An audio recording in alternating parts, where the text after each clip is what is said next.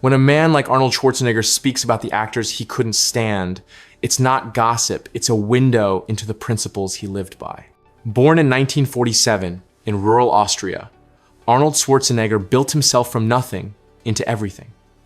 Bodybuilder, movie star, governor. Through 5 decades in Hollywood, he watched actors come and go, and he remembered every single interaction with precision. So when he finally spoke about those he clashed with, it wasn't bitterness speaking, it was a lifetime of calculated judgment distilled into names. Number 1, Bruce Willis. The first name carries weight because it began with partnership, not rivalry. Bruce Willis and Arnold Schwarzenegger weren't just aware of each other in the late 1980s, they were building an empire together. Alongside Sylvester Stallone, they founded Planet Hollywood in 1991. 3 titans of action cinema, smiling for cameras, signing autographs, selling the mythology of American strength to a world hungry for heroes. If you remember those years, you remember the spectacle, the grand openings in cities across America, the leather jackets and flashbulbs, the sense that these men were somehow above ordinary Hollywood politics, united by box office dominance and shared ambition. But behind the partnership, something was shifting. Arnold came from bodybuilding, a world where you train at 5 in the morning, you hit your marks without complaint, and you do the work whether anyone is watching or not. He brought that discipline to every film set he ever walked onto. Lines memorized before the first table read. Blocking understood before the director explained it. Ready before anyone thought to ask. Willis operated differently. Looser. More improvisational. More willing to push back on schedules, on directors, on the expectations that others considered non-negotiable. In the early years of their business partnership, this fundamental difference didn't matter much. Their paths rarely crossed on actual film sets. Planet Hollywood was business. Movies were separate territories. Then came the Expendables franchise. By 2013, Willis was negotiating for the 3rd installment of the ensemble action series. According to Deadline Hollywood, and this was reported extensively across industry publications, at the time he requested $4 million for 4 days of shooting. The studio countered with $3 million. Willis walked away from the project entirely. What happened next was not subtle. On August 6, 2013, Arnold posted a single word on Twitter describing Willis: greedy. Stallone had posted something similar the day before. 2 of the most powerful men in action cinema history, publicly calling out a former partner and friend. Arnold stepped into the role Willis had vacated.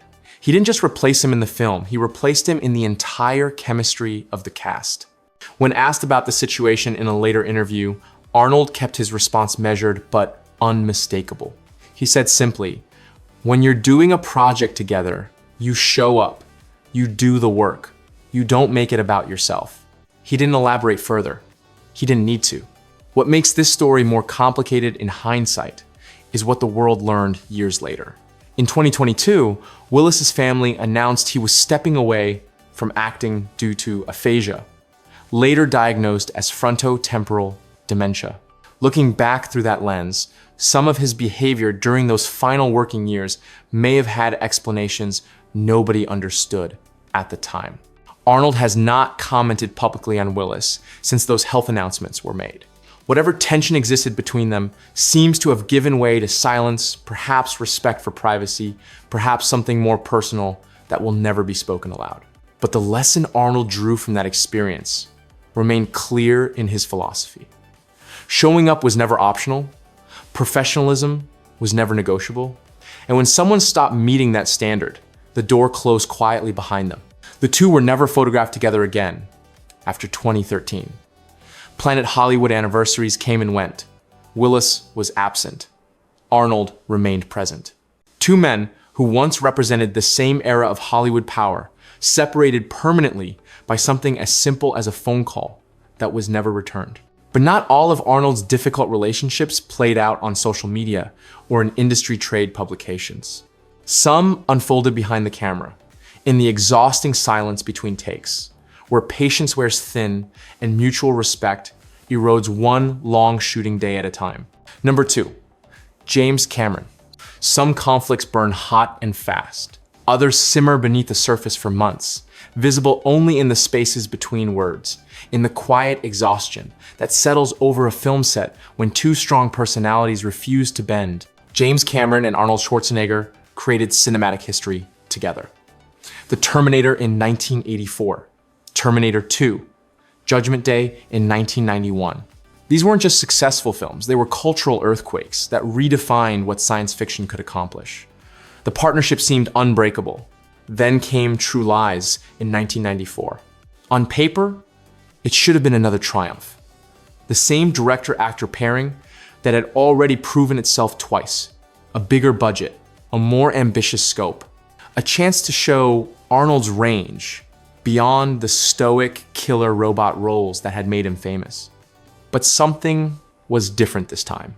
Cameron was not merely a director, he was an architect of obsession. Every frame, every angle, every shadow had to meet his exacting vision. He shot scenes from multiple cameras simultaneously. He demanded take after take until perfection materialized or everyone collapsed from exhaustion, whichever came first. Shooting days stretched into shooting nights. Schedules became suggestions rather than commitments. Arnold had always respected Cameron's genius. He understood that the earlier Terminator films succeeded precisely because Cameron refused to accept anything less than extraordinary. But True Lies tested the limits of that respect. In interviews following the film's release, Arnold was asked what the most difficult part of the production had been. He paused, a rare moment of hesitation from a man who usually spoke with immediate confidence and then answered with a single word: waiting. That word carried decades of frustration compressed into 2 syllables. Arnold was a man who prepared.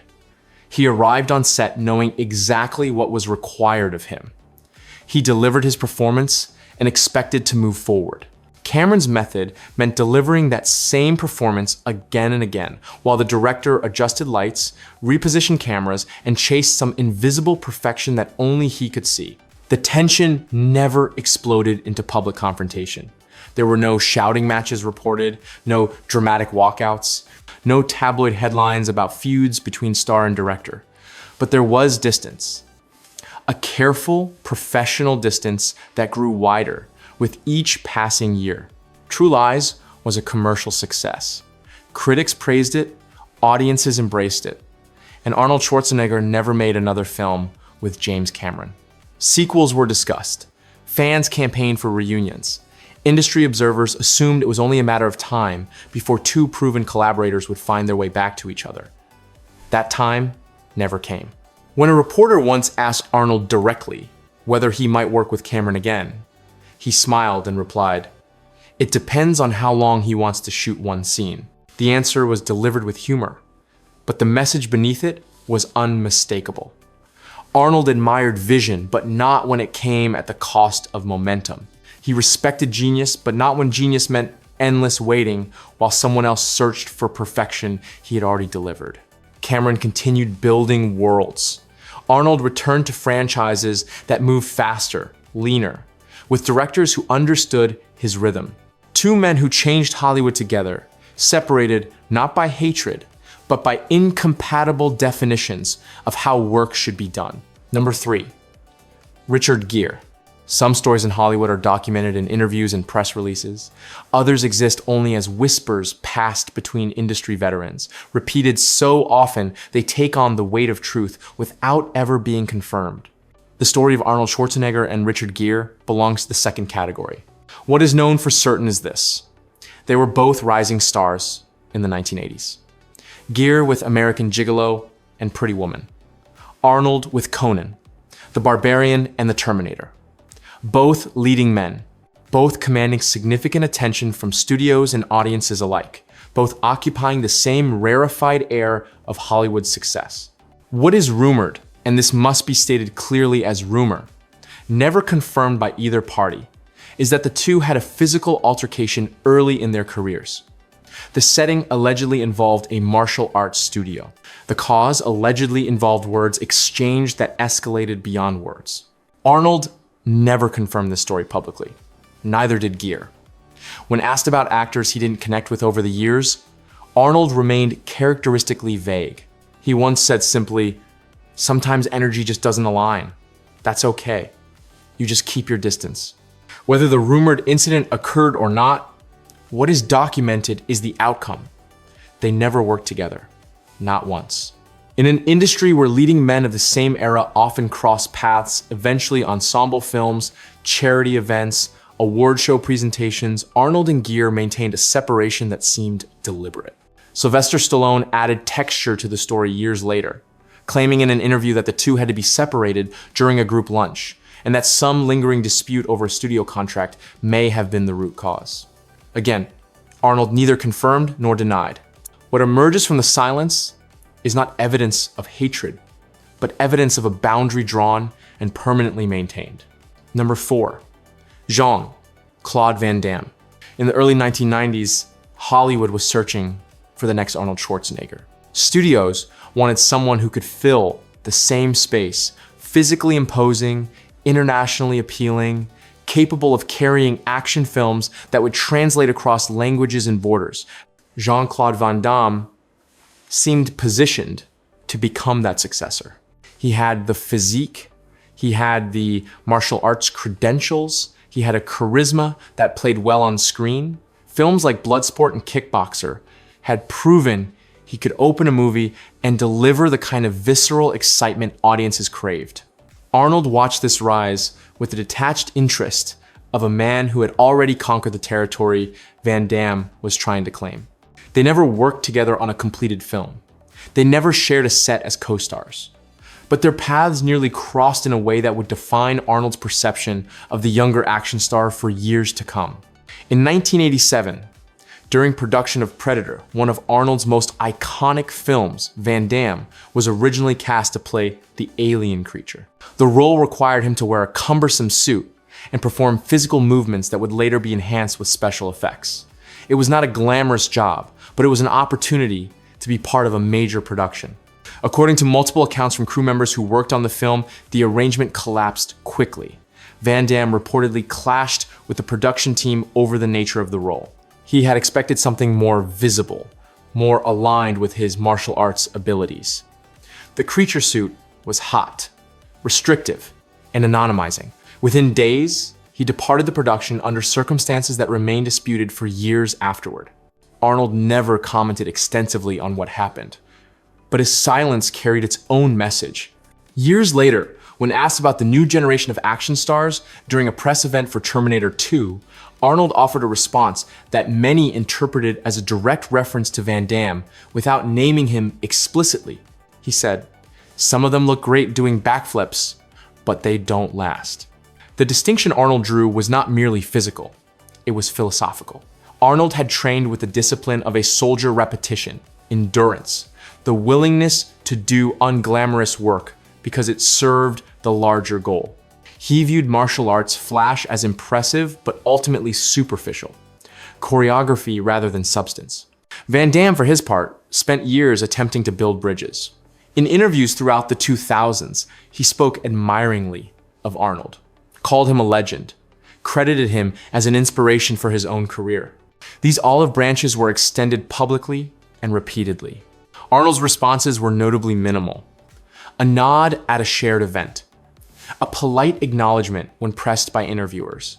Nothing that suggested warmth or reciprocal admiration. When asked once about actors who seemed to try too hard to impress, Arnold observed quietly, "I notice when someone's watching themselves too closely.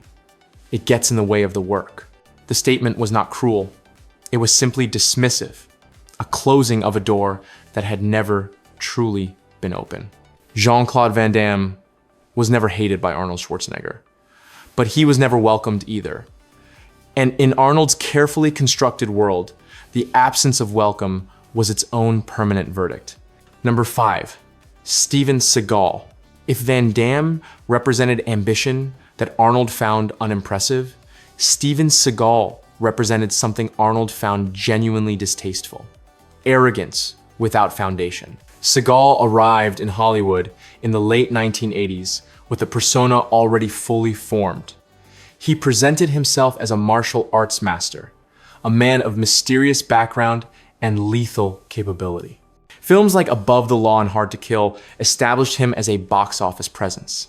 Studios promoted him aggressively. Magazine covers multiplied. But behind the promotion, Seagal was building a different kind of reputation. One that would eventually define how the industry remembered him. Reports circulated of difficult behavior on sets. Stories emerged of conflicts with directors, crew members, and fellow actors. Seagal cultivated an image of toughness that many who worked with him found exhausting rather than inspiring. Arnold kept his distance from the beginning. They never shared a film. They never appeared together, on stage or screen. In an industry where action stars of the same era frequently cross paths, the separation between Arnold and Seagal was conspicuously complete. Part of this was circumstantial. Different studios, different projects, different trajectories. But part of it was clearly intentional. Seagal, according to multiple sources from that era, was not shy about criticizing Arnold behind closed doors. He reportedly dismissed Arnold as merely a bodybuilder, someone who lacked authentic martial arts training, a manufactured product of Hollywood machinery rather than a genuine warrior. These comments found their way back to Arnold, as such comments always do in an industry built on whispered conversations and strategic leaks. Arnold's response was characteristic. He did not engage publicly. He did not fire back with equivalent insults. He simply noted who had spoken against him and adjusted his boundaries accordingly. At a press event in 1991, a reporter asked directly whether Arnold considered Seagal a rival in the action genre. Arnold reportedly laughed a genuine, unhurried laugh and replied, "Only if we're competing in slow motion." The joke landed with the assembled press, but its implications were sharp. Arnold was dismissing not just Seagal's screen presence, but his entire approach to filmmaking. The ponderous pacing of Seagal's fight sequences. The self-serious tone that bordered on parody. The gap between the mythology Seagal constructed around himself and the reality others observed. They were once scheduled to appear at the same charity event. Arnold, according to those present, quietly requested that the seating arrangement be adjusted. No confrontation, no public statement. Just a simple administrative request that ensured he would not be positioned near someone he had no interest in acknowledging.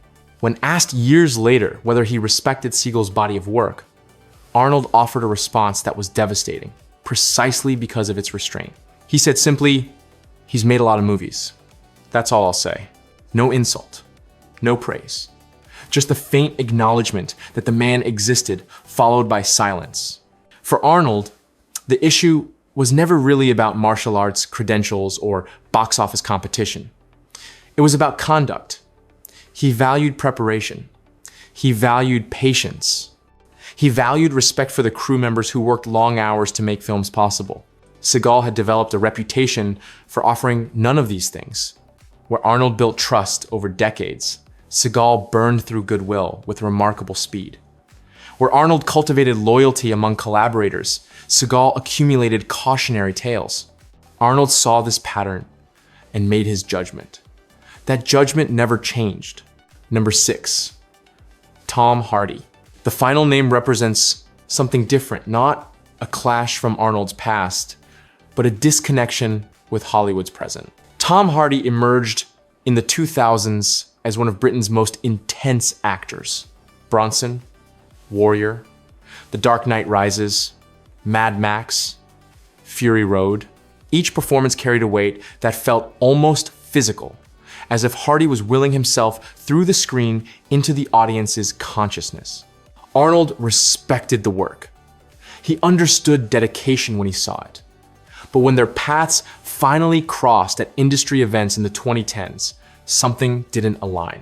Hardy had developed a reputation for complete immersion in his roles, gaining and losing extraordinary amounts of weight, staying in character between takes, bringing an intensity to sets that some found inspiring and others found exhausting. He was, by all accounts, brilliant. He was also, by many accounts, difficult. The two were scheduled to appear together on a panel in 2015. Last minute, Arnold withdrew. No public explanation was offered, But those close to the situation suggested Arnold had no interest in playing the elder statesman role to someone who didn't seem interested in receiving wisdom. At another event, Hardy was asked which action stars had influenced his career. He named Marlon Brando, Robert De Niro. Even Stallone received a mention. Arnold's name was notably absent. When this was mentioned to Arnold later, he responded with typical brevity. He's intense. Maybe too intense for a conversation. It wasn't dismissive, it was observational. They were nearly attached to the same project, a military thriller where Hardy would lead and Arnold would play a supporting role. Arnold declined without public comment. A crew member, familiar with the discussions later, suggested the decision had nothing to do with the script and everything to do with energy. Arnold had spent decades creating environments on sets where work could be done efficiently and professionally. Hardy's method threatened to transform every scene into an exhausting exploration of emotional extremes. Arnold had earned the right to choose his collaborators carefully. He chose not to collaborate with Tom Hardy. What makes this disconnection fascinating is that it represents a generational divide in approaches to acting. Arnold came from an era where professionalism meant knowing your lines, hitting your marks, and respecting everyone's time. Hardy represents an era where authenticity often means pushing boundaries, challenging comfort zones, and treating every role as an opportunity for transformation. Neither approach is wrong. They simply exist in different universes. When they've shared stages at premieres or industry gatherings, the body language tells the entire story. Polite nods, professional distance. Two men who understand each other's value but have no interest in testing whether their methods could coexist. Arnold never raised his voice about Hardy, never publicly criticized his approach. He simply recognized incompatibility and maintained appropriate distance. Looking at these 6 names together, a pattern emerges that says more about Arnold Schwarzenegger than any autobiography could capture. Bruce Willis, who prioritized money over teamwork. James Cameron, who prioritized perfection over momentum. Richard Gere, with whom boundaries were drawn and never crossed.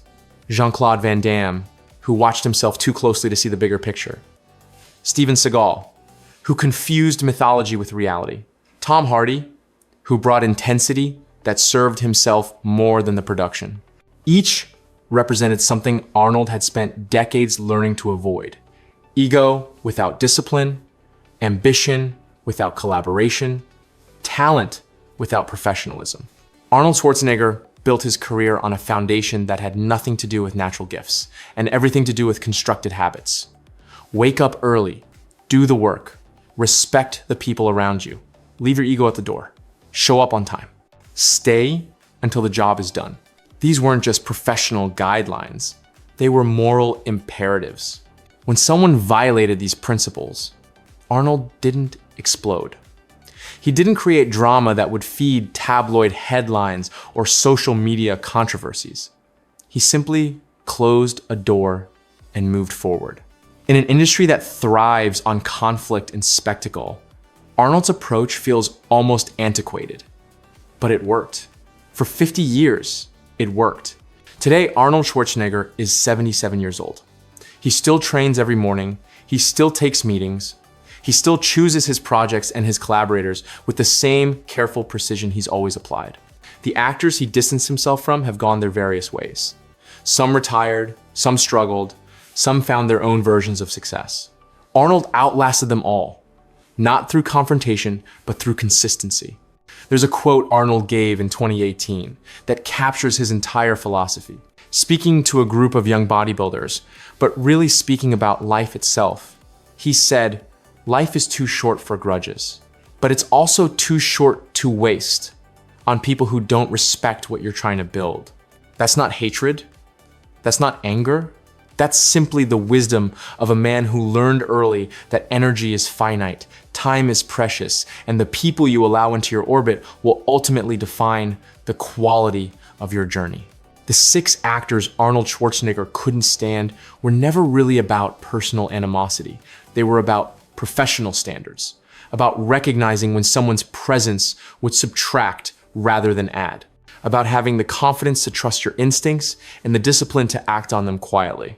In a world that rewards drama and punishment for calm, Arnold chose the harder path. Not the path of public feuds and viral moments, but the path of silent boundaries and maintained distances. Because in the end, the man who became everything, bodybuilder, actor, governor, icon, understood that becoming everything required saying no to some things. And saying no, it turns out, might have been his greatest strength of all.